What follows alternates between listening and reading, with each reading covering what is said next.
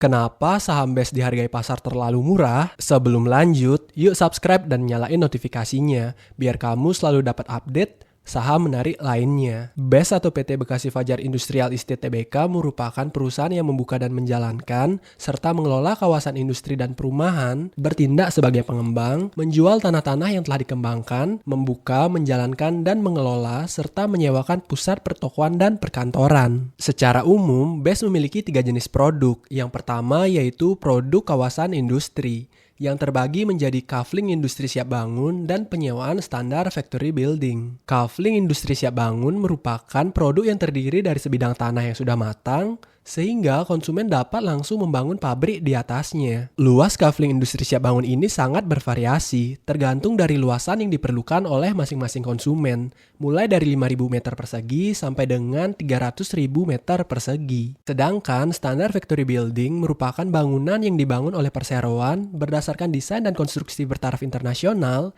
yang dibangun dengan luas sekitar 10.000 meter persegi. Di dalam standar factory building ini terdapat ruangan untuk bekerja yang dapat digunakan sebagai pabrik. Simpelnya, untuk produk kawasan industri ini, BES menjual tanah kalau ada perusahaan yang mau membangun pabriknya sendiri.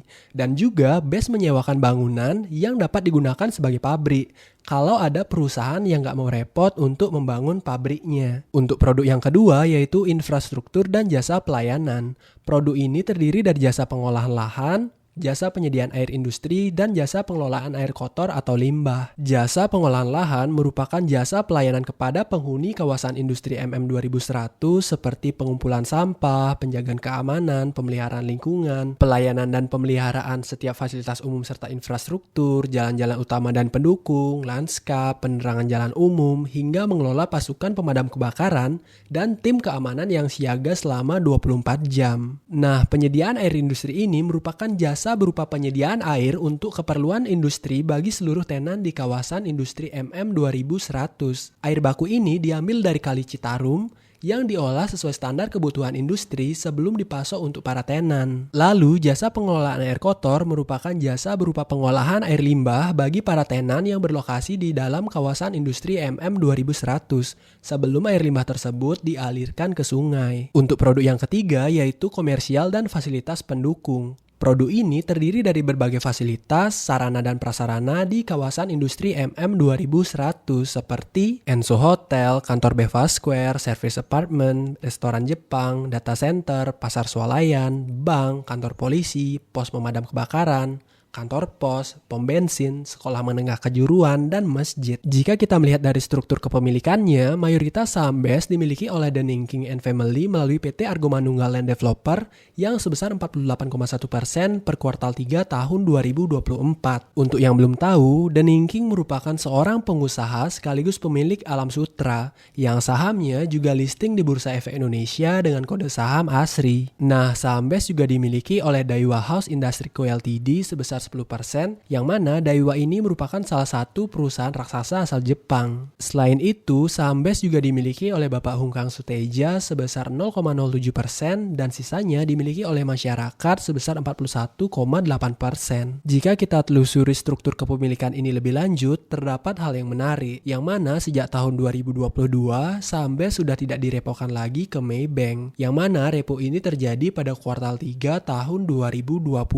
Nah, repo ini merupakan singkatan dari Repurchase Agreement. OJK mendefinisikan transaksi repo ini sebagai kontrak jual atau beli efek dengan janji beli atau jual kembali pada waktu dan harga yang telah ditetapkan. Sederhananya, transaksi repo ini merupakan perjanjian peminjaman dana dengan cara menjadikan saham sebagai jaminannya dan akan dibeli kembali pada waktu yang telah ditentukan. Jadi, jika PT Bekasi Fajar Industrial Estate Tbk merepokan sahamnya ke Maybank, berarti perseroan meminjam dana ke Maybank dengan menjadikan saham BES sebagai jaminannya. Jika sampai waktu yang telah ditetapkan perseroan tidak mampu membayar pinjamannya ke Maybank, maka saham BES yang dijadikan jaminan akan disita oleh pihak Maybank. Biasanya jika perusahaan merepokan sahamnya, hal tersebut akan memberikan sentimen negatif ke pasar dan juga berlaku sebaliknya. Nah, jika kita melihat pendapatan BES pada kuartal 3 tahun 2024, pendapatan BES sebesar 314 miliar. Pendapatan ini turun 23,6% jika dibandingkan dengan pendapatan pada kuartal 3 tahun 2023 yang sebesar 411 miliar. Jika kita breakdown, pendapatan BES ini dikelompokkan menjadi dua segmen, yaitu segmen kawasan industri dan segmen lainnya. Segmen kawasan industri ini terdiri dari pendapatan atas penjualan tanah, maintenance fee, service charge, air, dan sewa. Sedangkan segmen lainnya terdiri dari pendapatan atas hotel dan lainnya. Sejak tahun 2011, pendapatan atas penjualan tanah berkontribusi sekitar 80-90% dari total pendapatan Bekasi Fajar. Namun, sejak tahun 2020, porsi penjualan tanah tersebut mengalami penurunan. Bahkan pada tahun 2021, porsi penjualan tanah Bekasi Fajar hanya sebesar 35% dari total pendapatan pada tahun tersebut. Yang mana hal tersebut disebabkan karena pada semester 1 tahun 2021,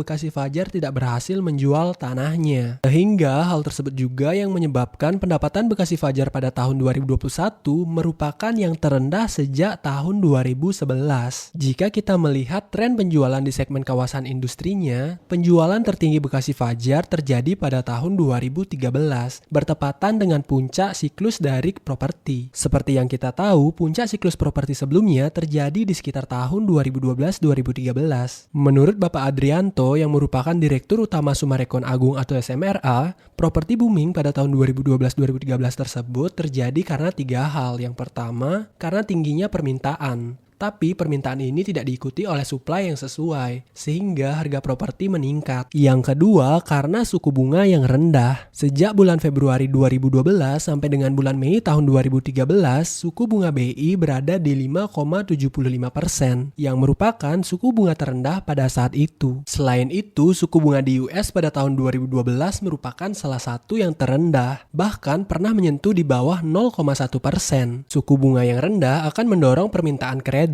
karena beban bunganya menjadi lebih rendah. Nah, yang ketiga yaitu karena kenaikan harga komoditas, khususnya batu bara di tahun 2009 sampai dengan tahun 2011. Tingginya harga batu bara membantu meningkatkan likuiditas karena keuntungan yang dihasilkan dari tingginya harga batu bara dialokasikan untuk membeli properti. Sehingga hal tersebut meningkatkan permintaan terhadap properti yang berdampak juga pada kenaikan harga properti itu sendiri. Jika kita telusuri lebih lanjut terkait land bank yang dimiliki oleh Bekasi Fajar, gross land bank yang dimiliki Bekasi Fajar pada kuartal 3 tahun 2024 sebanyak 1029 hektar, sedangkan net land banknya sebanyak 678 hektar. Sejak tahun 2016, gross land bank Bekasi Fajar berkisar di 1000 hektar, sedangkan untuk net land banknya berkisar di 700 hektar. Jika kita lihat perbandingan net land bank dengan gross land banknya selama 5 tahun terakhir berkisar di 66%, yang berarti dari keseluruhan tanah yang dimiliki oleh Bekasi Fajar sebesar 34%-nya digunakan sebagai fasilitas pendukung seperti jalan dan infrastruktur lainnya. Jika kita melihat volume penjualan tanah yang tercermin dari marketing sales-nya, pada kuartal 3 tahun 2024, BES berhasil memperoleh marketing sales sebanyak 13 hektar dengan nominal 404 miliar. Volume marketing sales ini meningkat 160%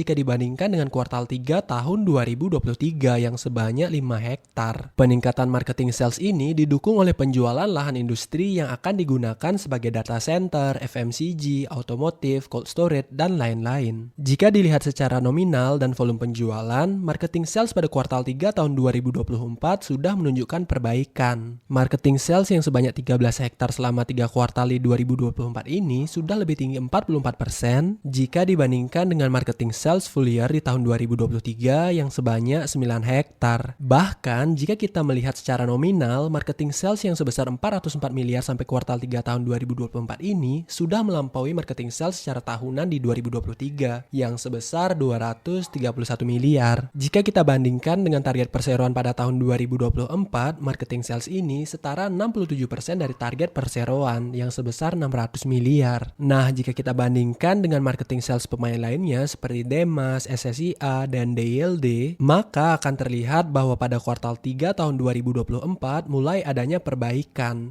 yang mana marketing sales untuk keempat pemain kawasan industri ini mengalami peningkatan yang cukup signifikan. Khususnya untuk SSIA yang lahannya diborong oleh BYD sebanyak 108 hektar di Subang, yang menyebabkan marketing sales SSIA pada kuartal 3 tahun 2024 menjadi 1,7 triliun triliun atau meningkat 2.100% jika dibandingkan dengan marketing sales di kuartal 3 tahun 2023. Jika kita kembali ke base untuk melihat accounting salesnya, accounting sales Bekasi Fajar sampai dengan kuartal 3 tahun 2024 sebesar 170 miliar yang diperoleh dari pendapatan atas penjualan tanah. Penjualan tanah ini mengalami penurunan sebesar 40,7% jika dibandingkan dengan kuartal 3 tahun 2023 yang sebesar 287 miliar. Penurunan accounting sales ini salah satunya disebabkan penurunan volume penjualan tanah yang diserah terima. Karena sebelum tanah tersebut diserah terima, maka penjualan tanah tersebut belum bisa diakui sebagai pendapatan. Meskipun jika dilihat dari ASP-nya, ASP pada kuartal 3 tahun 2024 mengalami kenaikan 10% menjadi 3.100 per meter persegi dari sebelumnya 2.800 pada kuartal 3 tahun 2023. Jika kita melihat segmen lainnya, segmen ini terdiri dari pendapatan hotel dan pendapatan lain-lain. Pendapatan lain-lain ini seperti pendapatan atas restoran Jepang dan golf. Sejak tahun 2011, pendapatan lain-lain ini cenderung fluktuatif. Sedangkan pendapatan atas hotel sudah menunjukkan perbaikan sejak terkoreksi di tahun 2020. Pada kuartal 3 tahun 2024, pendapatan atas hotel bertumbuh 5,6% secara year on year. Dari 8,4 miliar di kuartal 3 tahun 2023, meningkat menjadi 8,8 miliar di kuartal 3 tahun 2024.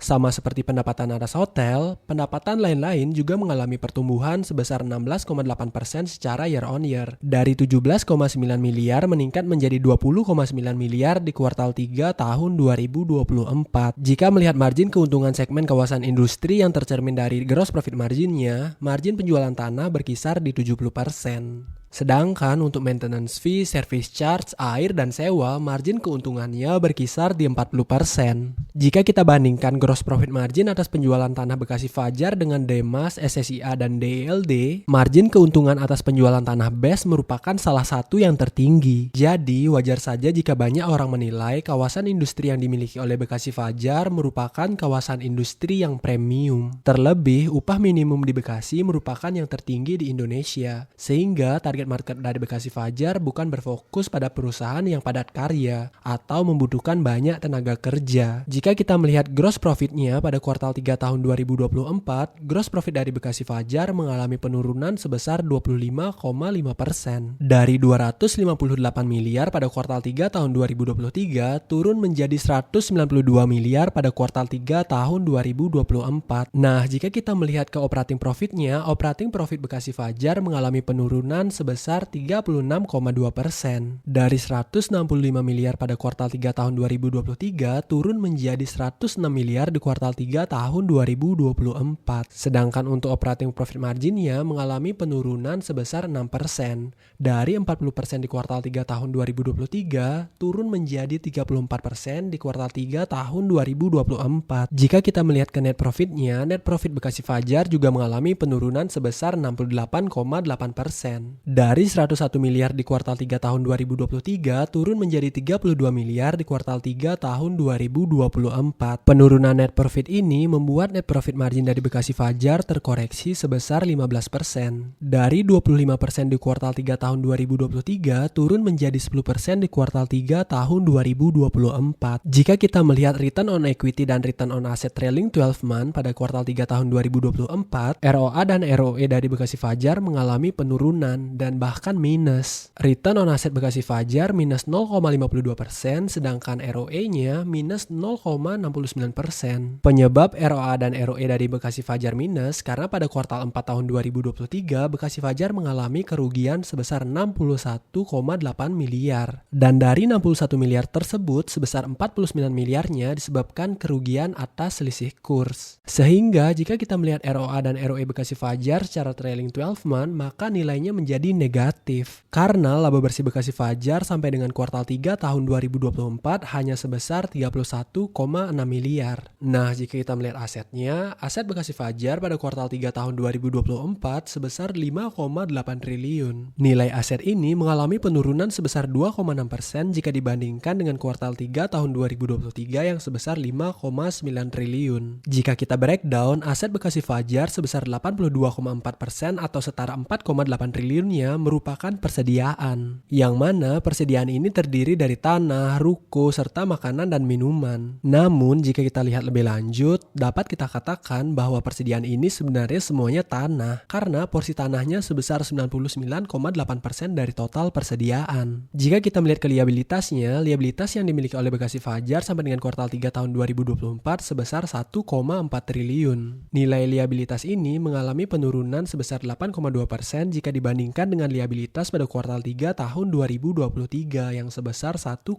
triliun. Jika kita breakdown, liabilitas dari Bekasi Fajar mayoritas berasal dari utang bank, yang mana porsi utang bank dari Bekasi Fajar ini besarnya 94,1% atau setara 1,3 triliun. Utang berbunga ini memang dapat dikatakan cukup besar, namun jika kita melihat selama 10 tahun terakhir atau sejak tahun 2015, utang berbunga dari Bekasi Fajar memang rata-rata sekitar 90% dari total liabilitasnya. Tapi yang menarik, pada bulan Oktober tahun 2023, manajemen melakukan perubahan untuk struktur utangnya, yang mana manajemen mengubah utang sindikasinya yang dalam mata uang US dollar dan yen dengan bunga floating menjadi utang dalam mata uang rupiah dengan bunga fix untuk 2 tahun pertama. Manajemen menilai perubahan struktur utang tersebut bertujuan untuk mengurangi risiko dari penurunan nilai mata uang, yang mana pada bulan Oktober tahun 2023, kurs US dollar tertinggi di sekitar 15.900, sedangkan yen berada di 106. Pada saat ini, kurs US dollar berada di sekitar 16.300 dan yen berada di 109, yang berarti mata uang US dollar dan yen mengalami penguatan sebesar 2,5%. Jika kita melihat ke valuasinya, saat ini BES dihargai Rp88 atau setara 848 miliar. Jika kita menghitung aset berkualitas bersihnya saja seperti cash dan inventorinya, itu bernilai 5 triliun. Jika aset berkualitasnya dikurangi dengan seluruh utangnya yang sebesar 1,4 triliun, maka akan memperoleh angka 3,6 triliun atau setara Rp376 per lembar saham. Anggap saja kita memberikan margin of safety sebesar 50%, maka akan diperoleh angka Rp188 per lembar saham. Dengan asumsi tersebut, Bekasi Fajar berpotensi mengalami kenaikan sebesar 100%. Akan tetapi, BES merupakan saham aset play. Untuk saham aset play bisa diapresiasi pasar, perlu ada sentimen atau story yang membuat saham tersebut menarik. Keuntungan dari saham aset play yaitu risikonya lebih terbatas dan bisa menawarkan return yang menarik. Kekurangannya, kita sebagai investor retail tidak bisa mengetahui pasti kapan saham BES akan diapresiasi, dan biasanya membutuhkan waktu yang tidak sebentar untuk bisa menarik perhatian market. Jika kita melihat ke tahun 2013, yang dimana tahun tersebut merupakan puncak dari kinerja Bekasi Fajar yang salah satunya didorong oleh boomingnya properti, ada 3 hal yang perlu diperhatikan. Yang pertama yaitu permintaan terhadap properti itu sendiri. Apakah saat ini terdapat peningkatan permintaan khususnya untuk kawasan industri? Untuk saat ini menurut saya belum. Karena dari manajemen sendiri menargetkan revenue pada tahun 2024 sebesar 600 miliar atau 45% dari total revenue tahun 2013. Nah, untuk yang kedua yaitu apakah suku bunga saat ini sudah cukup rendah? Untuk suku bunga BI saat ini berada di 5,75% atau sama seperti suku bunga pada bulan April tahun 2013. Yang mana puncak harga saham BES terjadi di bulan Mei tahun 2013 yang berkisar Rp1.020 per lembar saham. Namun jika kita bandingkan dengan tahun 2020, suku bunga saat ini sudah naik cukup tinggi karena sebelumnya suku bunga BI berada di 3,5%. Jika kita bandingkan dengan suku bunga di US, suku bunga tahun 2012 berada di bawah 0,1% dan saat ini suku bunga di US berkisar 4,5%. Meskipun saat ini The Fed sudah mulai memotong suku bunganya, tapi tetap saja suku bunga saat ini tergolong cukup tinggi jika melihat selama 15 tahun terakhir. Bahkan level ini menyamai suku bunga tahun 2007 sebelum terjadinya global financial crisis. Hal ketiga yang perlu diperhatikan yaitu apakah sebelumnya sudah terdapat peningkatan harga komoditas yang signifikan. Nah, untuk poin ketiga yaitu peningkatan harga komoditas khususnya batu bara sudah terjadi sejak tahun 2021. Puncaknya di tahun 2022 yang berkisar di $450 per metrik ton. Dari ketiga hal tersebut, yang bisa dikatakan paling penting yaitu poin pertama terkait dengan permintaan properti itu sendiri. Bagaimana menurut kamu? Jangan lupa like, comment, subscribe, nyalain notifnya. Sampai ketemu di video selanjutnya.